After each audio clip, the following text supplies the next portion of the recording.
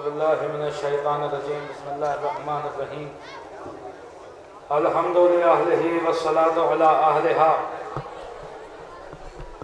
ولعنت الدائمۃ علی اعدائہم اجمعین اما بعد فقد قال رسول اللہ صلی اللہ علیہ وآلہ وسلم ان الحسین مصباح الہدی و سفینۃ النجات صلوات پڑھتے مل کے بابا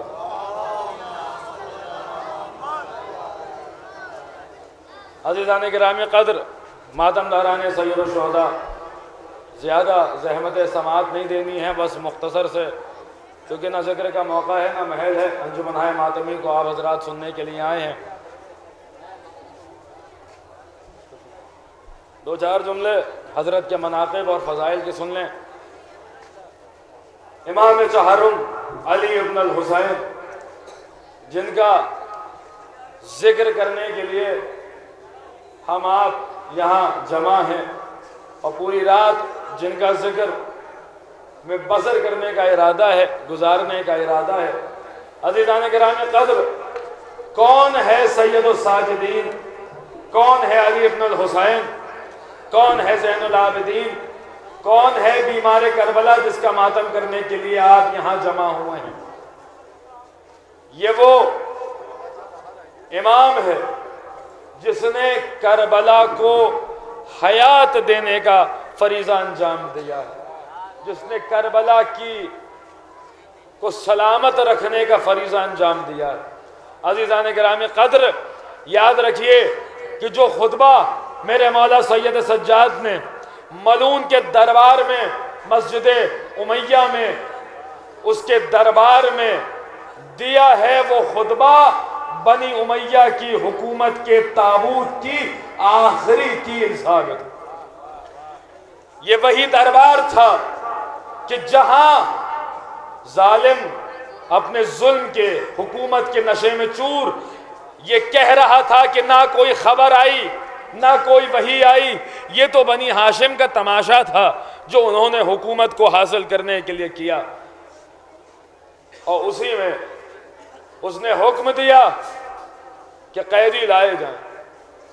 قیدی لائے گئے، قیدی لائے گئے تو ایک جملہ کہتا ہے وہ ملعون، اور پوری توجہ آپ حضرات کے اس جملے پر چاہوں گا اور بیداری کے ساتھ سنیے۔ وہ ملعون کہتا ہے اللہ کا شکر ہے جس نے تمہیں قتل کیا، اللہ کا شکر ہے جس نے تمہیں قتل کیا۔ دیکھیے یہ عقیدہ جبریہ تھا جو تاریخ اسلام میں جس نے کافی فتنے پھیلائے کہ ہم جو کرتے ہیں وہ اللہ کی مرضی سے کرتے ہیں، ہم کوئی ظلم ڈھائیں، ہم کوئی گناہ کریں وہ بھی ہم الزام اللہ پہ ڈال دیتے ہیں۔ تو یزید اس عقیدہ جبریہ کا پرچار کر رہا تھا اور یہ کہہ رہا تھا اللہ کا شکر ہے جس نے تمہیں قتل کیا۔ اب سنیے امام نے کیا جواب دیا اور کیا خوب جواب دیا۔ امام نے کہا اللہ نے میرے بابا کو شہادت کی سعادت بخشی اور میرے بابا کو ظالموں نے قتل کیا۔ اللہ نے شہادت کی سعادت بخشی، ظالموں نے قتل کیا ہے۔ ادھر امام نے یہ کہا، وہ ملعون کہتا ہے اچھا بڑا یقین ہے آپ کو آپ کے اللہ پر، بڑا بھروسہ ہے آپ کو آپ کے اللہ پر، اچھا یہ بتائیے اس وقت آپ کا اللہ کیا کر رہا ہے؟ اس وقت آپ کا اللہ کیا کر رہا ہے؟ بہت یقین ہے، بہت اللہ والے، دیکھیں بیدار ہو کے سنیے گا جتنی دیر بھی سنیے، بہت اللہ والے ہیں، بہت یقین ہے آپ کو اللہ پر۔ اس وقت آپ کا اللہ کیا کہہ رہا ہے؟ خدا کی قسم دیکھیے، یہ میرا چوتھا امام ہو یا جناب زینب ہو یا جناب ام کلثوم ہو، ایسی جتنی بھی ہستیاں ہیں یہ تو طے ہے کہ یہ کائنات کی مظلوم ترین ہستیاں ہیں، یہ مظلوم ہیں، مگر یہ خیال نہ آئے کہ یہ مجبور ہیں۔ یہ وہ ہیں جو بندے ہاتھوں سے تاریخ کا رخ موڑ دیتے ہیں۔ کیا سن رہے ہیں آپ؟ جب ملعون نے یہ سوال کیا کہ آپ کو بہت یقین ہے اللہ پر، اس وقت آپ کا اللہ کیا کر رہا ہے؟ خدا کی قسم قربان ہو جائیے، حسین کے لال پر زنجیریں ہیں، مگر حیدر کرار کے بیٹے نے اس ملعون کے آنکھوں میں آنکھیں ڈال کے کہا اس وقت میرا اللہ میرے بابا کے قاتل پر لعنت کر رہا۔ صلوات بر محمد و آل محمد۔ اس کے بعد بس 2 سے 4 منٹ اور بات میں نے تمام کر دی. اس کے بعد اس نے حکم دیا کہ لوگ جائیں ممبر پر. دربار یزید کا مسجد امیہ میں لگتا تھا، تو وہ ممبر تھا اور وہی دربار تھا. لوگ جائیں اور جا کر آل محمد کی شان میں گستاخی کریں. لوگ ایک کے بعد ایک جاتے رہے اور آل محمد کی شان میں گستاخی کرتے رہے. اور جب کچھ لوگ جا چکے تو اس وقت میرے مولا نے کہا اجازت ہے کہ میں بھی ان لکڑیوں کے مجموعے پر جاؤں اور جا کر کچھ کہوں. عجیب و غریب بات ہے. دیکھیے مسجد ہے، مسجد کا ممبر ہے، ہماری زبان میں ممبر کہلایا جائے گا، اور امام کہہ رہے ہیں لکڑیوں کا ڈھیر ہے وہ ممبر جو ہم عام فہم زبان میں ممبر استعمال کرتے ہیں. امام کہہ رہے ہیں لکڑیوں کا ڈھیر ہے. اجازت ہے کہ میں بھی لکڑیوں کے ڈھیر پہ جاؤں اور کچھ کہوں. اجازت ہے میں بھی لکڑیوں کے ڈھیر پہ جاؤں، لکڑیوں کے ڈھیر پہ جاؤں. عجیب بات ہے. دست ادب جوڑوں گا مولا، یہ تو زمانے والوں کی نظر میں ممبر ہے، آپ اسے لکڑیوں کا ڈھیر کیوں کہہ رہے ہیں؟ عجب نہیں. امام جواب دیں میں آنے والے اپنے چاہنے والوں کو آج یہ تعلیم دے رہا ہوں کہ دیکھو تمہارے امام کی نظر میں جس ممبر سے علی اور اولاد علی کا ذکر نہیں ہوتا وہ لکڑیوں کا ڈھیر تو ہو سکتا، ممبر نہیں ہو. صلوات پڑھتے مل کے باواز.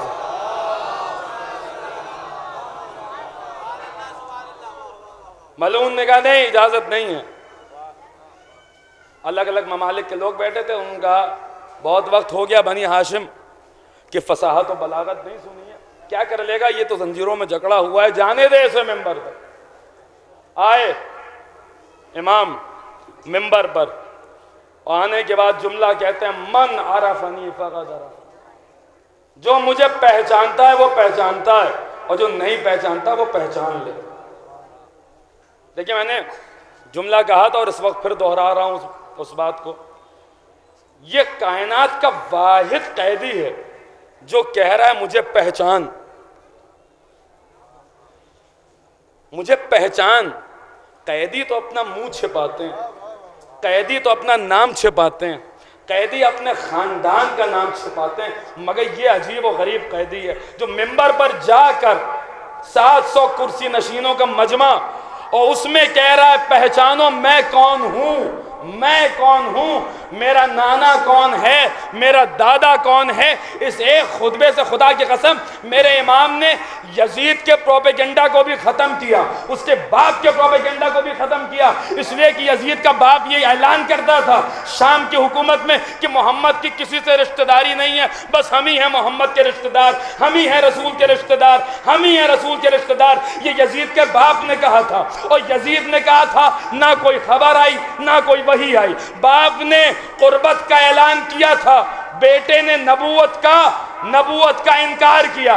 امام نے ایک خطبے کی ابتدا میں باپ کو جواب دیا ہے، انتہا میں بیٹے کو جواب دیا ہے. توجہ سے سنیے، ابتدا میں باپ کو جواب دیا ہے، انتہا میں بیٹے کو جواب دیا. امام ممبر پر آئے اور آنے کے بعد کہتے ہیں انا ابن محمد المصطفیٰ، انا ابن علی المرتضیٰ، انا ابن فاطمہ الزہرا، انا ابن خدیجہ الکبریٰ، انا ابن مکہ والمنی، انا ابن زمزم والصفا. میں مکہ و منی کا بیٹا ہوں، میں زمزم اور صفا کا بیٹا ہوں، میں محمد مصطفیٰ کا بیٹا ہوں، میں علی مرتضیٰ کا بیٹا ہوں، میں فاطمہ زہرا کا بیٹا ہوں. لیجئے اپنا شجرہ بیان کر رہے ہیں، اپنا شجرہ بیان کر رہے ہیں. امام کہہ رہے ہیں اللہ نے ہمیں 6 چیزیں عطا کی ایسی جو کائنات میں کسی کو اس طریقے سے عطا نہیں کی، کوئی ہمارا ثانی نہیں ہے. 6 چیزیں ہمیں اللہ نے عطا کی. علم عطا کیا، حلم عطا کیا، شجاعت عطا کری، سخاوت عطا کری، فصاحت و بلاغت عطا کری، اور مومنین کے دلوں کو ہماری محبت کا مصدر بنایا، ہماری محبت کو مومنین کے دلوں میں ٹھہرایا. اللہ اکبر.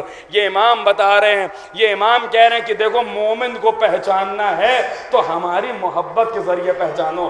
دیکھیں یہ صرف ہمارے شیعہ امام نہیں کہہ رہے بلکہ متفق علی الفریقین عقیدہ ہے. حضرت ابو سعید رضی اللہ تعالیٰ عنہ نے فرمایا ہے، اور صحاح ستہ کی کتابوں نے لکھا ہے، سنن ابن ماجہ نے لکھا ہے، سنن ترمذی نے لکھا ہے، حضرت ابو سعید کا قول نقل کیا ہے کہ وہ کہتے تھے کہ جب بھی ہم کسی کسی مجلس میں جاتے تھے اور ہمیں یہ پتا کرنا ہوتا تھا کہ اس میں مومن کون ہے، منافق کون ہے، مومن کون ہے، منافق کون ہے، تو ہم صحابہ کرام کا یہ طریقہ تھا کہ ہم ذکر علی کر کے چہروں کو دیکھ لیا کرتے تھے، سمجھ میں آ جاتا تھا مومن کون ہے، منافق۔ امام نے کہا ہمارے خدا نے مومنین کے دلوں کو ہماری محبت کا مرکز دیا، اللہم صل۔ اور اس کے بعد ایک وہ مقام پر آئے کہ دربار میں گریہ شروع ہوا، بس میں نے تمام تفصیلات کو چھوڑ کر، لوگ کہتے امام رک گئے۔ پہلی بات تو وہ وقت اذان نہیں تھا، اس لیے کہ نماز کی فکر یزید سے زیادہ امام کو تھی۔ اگر وقت اذان ہوتا تو امام پہلے رک جاتے، اذان تو اذان کے وقت پہ دی جاتی ہے، وہ وقت اذان نہیں تھا۔ ایک مثال تھی، خدا رحمت نازل کرے، درجات بلند کرے خطیب اکبر کے، ایک مثال سے مثالوں کے بادشاہ مرحوم ایک مثال سے سمجھا دیا اس بات کو، وہ اس وقت سن لیجئے۔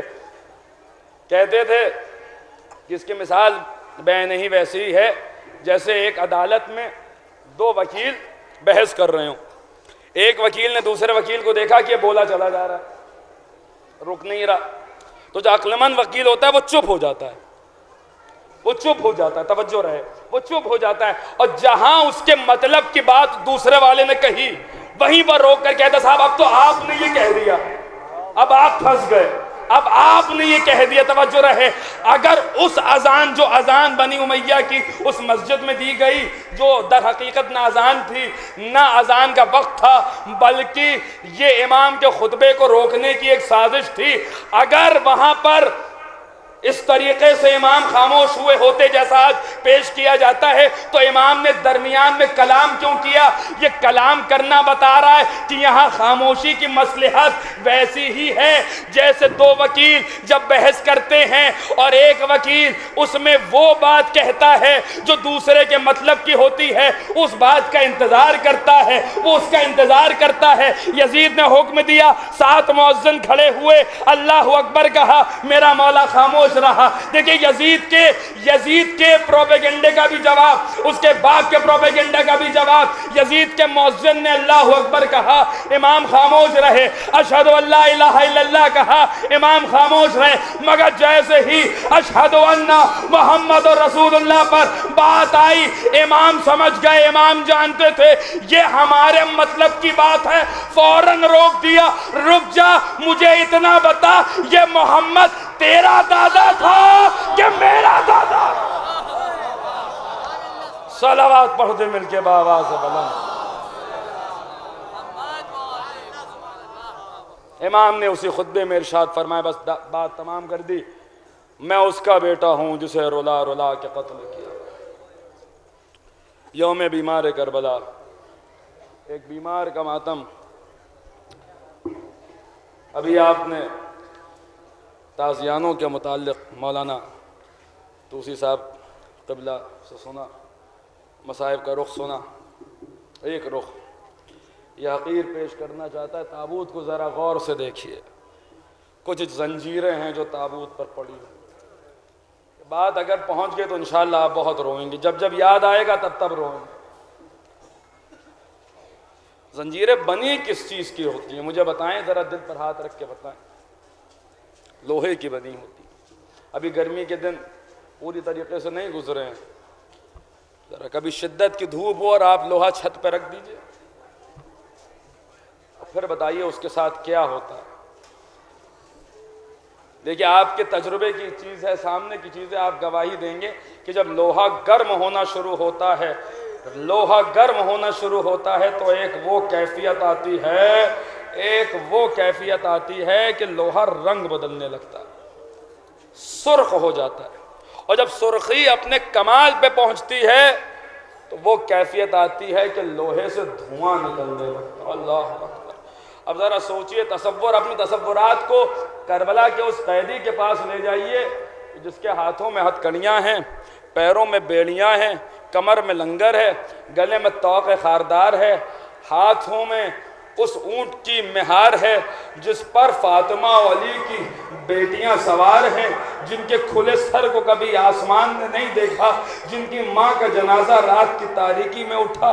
عزیزان گرامی قدر، وہ بیویاں سوار ہیں جنہوں نے پردے کو پردہ سکھایا، اور یہ غیرت کا خدا علی ابن الحسین سید الساجدین سر کو جھکائے ہوئے زنجیروں میں نہا، ہاتھوں میں مہار ناقہ۔ اب ذرا تصور کیجئے گا عزیزوں، میں نے بات کہی ہے، کسی کتاب کی ضرورت نہیں ہے، بات آپ تک پہنچ گئی ہے۔ لوہا لوہا لوہا گرمی میں جب گرم ہونا شروع ہوتا ہے، تپتی دھوپ میں جب گرم ہونا شروع ہوتا ہے، ہاں وقت آیا لوہا گرم ہونا شروع ہوا، گلے سے لے کر پیر تک میرا مولا لوہے میں جکڑا ہوا ہے، لوہا گرم ہونا شروع ہوا۔ جب گرمی شدت پر پہنچی، لوہے نے رنگ بدلنا شروع کیا، سرخ ہو گیا لوہا۔ دیکھیں یہی مصائب ہیں، یہی مصائب ہیں، سرخ ہو گیا لوہا، اور جب سرخی اپنے کمال پہ پہنچی تو لوہے سے دھواں نکلنے لگا، دھواں نکلنے لگا۔ قافلہ ایک منزل پر روکا گیا، ایک مقام پہ روکا گیا۔ میرے امام نے دیکھا خیمے یہ ملائن لگا کر بیٹھے ہیں، میرے امام نے چاہا کہ کچھ دیر خیمے کی چھاؤں میں بیٹھ جائے تاکہ زنجیریں کچھ ٹھنڈی ہو جائیں، زنجیریں کچھ ٹھنڈی ہو جائیں۔ ادھر میرا مولا خیمے کی چھاؤں میں آیا، کسی ملعون کے کان میں زنجیروں کی جھنجھناہٹ کی آواز آئی، وہ ملعون تازیانہ لے کے اٹھتا ہے، اے علی ابن الحسین واپس دھوپ، سید سجاد دھوپ میں واپس جاؤ، دھوپ میں واپس جاؤ۔ لیجئے قیامت ہو گئی، میرا مولا بیمار امام دھوپ میں آیا۔ زینب نے اپنے بھتیجے کو اس عالم میں دیکھا، آواز دی ام لیلا آؤ، رباب آؤ، ام کلثوم آؤ، اپنے بالوں سے میرے بچے کا سر۔ خدائے سخن میر انیس آل اللہ مقامہ نے ایک بیت میں میرا مولا کی مصیبتوں کا جیسا خلاصہ کر دیا۔ وہ کہتے ہیں عابد کو دوا اور نہ غذا دیتے تھے، ارے سوتے تھے تو زنجیر ہلا دے۔ یہ زنجیریں، یہ توق، بس آخری بات ہے عزیزوں، ختم کر دی میں نے گفتگو۔ یہ توق آپ سنتے توق خاردار، توق خاردار، توق خاردار، یہ توق خاردار کیسا تھا؟ صاحب بحور الغمہ لکھتے ہیں کہ یہ قافلہ جس وقت شام کے بازار میں آیا، ایک کپڑوں کا تاجر جو ابھی نیا نیا مسلمان ہوا تھا مگر عاشق اہل بیت تھا، اسے پتا چلا کہ یہ اہل بیت کا گھرانہ ہے، یہ رسول کی نواسیاں ہیں جو بے کجاوا اونٹوں پر اس طریقے سے بے مقنع و چادر بازار میں لائی جا رہی ہیں۔ وہ سوچتا یہ ہے کہ میں مسلمان اور میں چادروں کا تاجر، اور میرے ہوتے ہوئے علی و فاطمہ کی بیٹیاں بے مقنع و چادر رہیں۔ وہ اپنی چادریں اتارتا ہے، ایک چادر زینب کو دیتا ہے، ایک چادر ام کلثوم کو دیتا ہے۔ میں نے یہی پڑھا ہے، صاحب بحور الغمہ لکھتے ہیں کہ کربلا سے لے کر شام تک 9 مقامات پر چادریں دی گئی ہیں، اور جب چادر دی گئی ہے شمر ملعون اپنا نیزہ لے کر آتا تھا، ہر بار زینب کے سر سے چادریں اتار لیتا تھا۔ عزیزوں جب وہ چادریں دے چکا عزیزوں بس یہ جملہ سنیے اور انشاءاللہ بہت روئیں گے اس جملے کے بعد، اگر بات پہنچ گئی جب یاد آئے گا تب روئیں گے، ماتم کرنے کے لیے جملہ کافی ہے۔ عزیزوں جب وہ چادریں دے چکا تو ایک مرتبہ دیکھتا ہے قیدی ہے جو زنجیروں میں جکڑا ہوا ہے، اس نے قریب بلایا، یہ قریب گیا تو وہ قیدی کہتا بھائی تیرے پاس کوئی بوسیدہ لباس ہے، تیرے پاس کوئی پرانا کپڑا پڑا ہے، تیرے پاس کوئی بوسیدہ لباس ہے؟ تو وہ کہتا مولا بوسیدہ لباس کیوں چاہیے، کوئی پرانا کپڑا کس لیے چاہیے؟ میرا امام کہتا بھائی اگر کوئی بوسیدہ لباس ہے تو دے دو، میرے گلے کا توق بہت اذیت دے رہا ہے، میں تیرے کپڑے سے اپنے گلے کو بچا رہا ہوں۔ اللہ لعنت اللہ